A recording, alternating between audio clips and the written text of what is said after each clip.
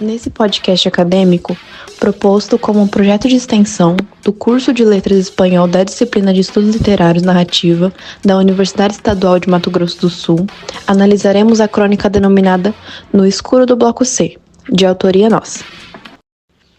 No escuro do Bloco C. Era para ser uma terça-feira comum, mas quem estava no Bloco C da universidade naquela noite jamais esqueceria o que aconteceu. A turma, que já era pequena, estava ainda menor. Apenas 7 alunos haviam comparecido.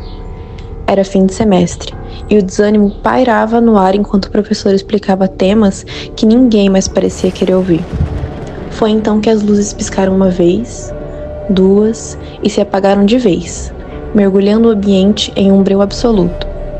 A princípio, todos riram, uma risada nervosa, compartilhada apenas para preencher o silêncio estranho que havia se instalado.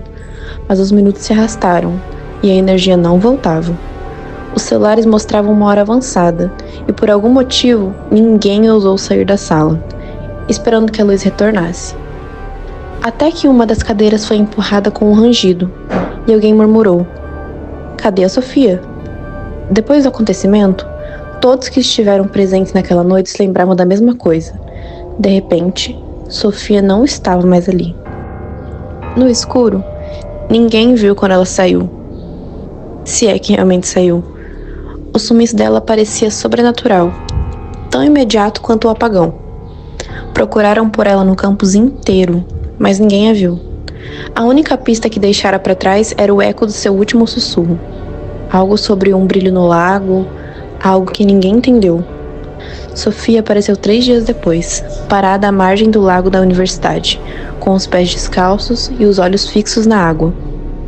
Quando a encontraram, estava com o olhar vidrado, suja de terra e com uma expressão de quem viu algo que jamais seria capaz de explicar. A Sofia que voltou parecia ser apenas a sombra de quem havia sido. Tentaram conversar com ela, mas as respostas eram vagas, quase delirantes, como se estivessem falando de um lugar estranho, de um lugar muito distante. Não era o mesmo mundo, murmurava ela às vezes, enquanto olhava o lago como se ele fosse um portal. Hoje, anos depois do acontecimento, o Bloco C é ainda evitado quando a noite cai. Rumores circulam, dizem que aquele apagão foi uma passagem, uma fração de segundo em que a realidade se desfez e algo maior se mostrou. E embora Sofia continue a vir para a universidade, seu olhar sempre volta ao lago, como se algo ali estivesse chamando-a, de volta para aquele outro lugar, para o mundo que ninguém viu, mas o que a fez esquecer como se vive nesse. Agora que a crônica já foi apresentada, analisaremos algumas questões com relação a ela. A primeira é: qual efeito se espera causar no público? Então, ao decorrer da história, a gente pode observar que a crônica ela tenta causar um tipo de terror para o leitor. Ainda mais para nós, universitários, né, que estamos no Bloco C todos os dias pela noite, bem perto do lago, a sensação é de medo mesmo, né? Ao lembrar da crônica e pensar se foi uma história real ou de uma fantasia dos universitários para assustar os calouros ou algo do tipo. A segunda é: quem vai contar a história? Bom, nessa crônica a gente pode observar que o narrador conta a história como uma espécie de lenda. Então, ao decorrer dali, quando ele vai contando, vai lembrando dos fatos, ele faz uma lembrança nostálgica de como tudo aconteceu, como se ele tivesse passado mesmo por aquilo, né? E como um narrador observador mesmo. Ele lembra principalmente da personagem Sofia e intercala o passado com o presente, comparando os comportamentos antigos e atuais do personagem principal. A terceira é: quando ocorreu? Bom, conforme a leitura, a gente pode observar que ocorreu no final do semestre, né?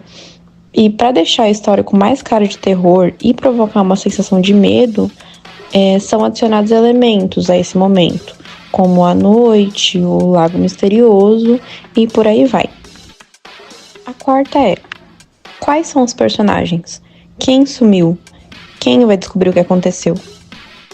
Então, para contextualizar os personagens com enredo, os alunos, né, principalmente, o professor dando a aula, e para o suspense principal, a personagem Sofia some. Agora, já com relação a quem encontrou e tentou descobrir o que aconteceu, não se sabe bem, porque não é bem especificado. Então, é justamente isso, é para dar um mistério mesmo e ser contado como uma lenda, que vai ser repassada de anos em anos na universidade. A quinta é: sobre o espaço. Existe algum outro local importante para os acontecimentos? Quais locais serão importantes para o desenrolar dos fatos? Já com relação ao espaço, a universidade é o foco principal para os acontecimentos. Dentro dela, o bloco C do curso de letras e bem na frente o lago. Todos esses elementos juntos delineiam uma história misteriosa e com bastante suspense. Então, para finalizar, essa foi a análise. Espero que tenham gostado. Espero que tenha sido de interesse do público para conhecer melhor a UEMS, né, a universidade, a comunidade ali. E espero que tenham gostado. Até a próxima!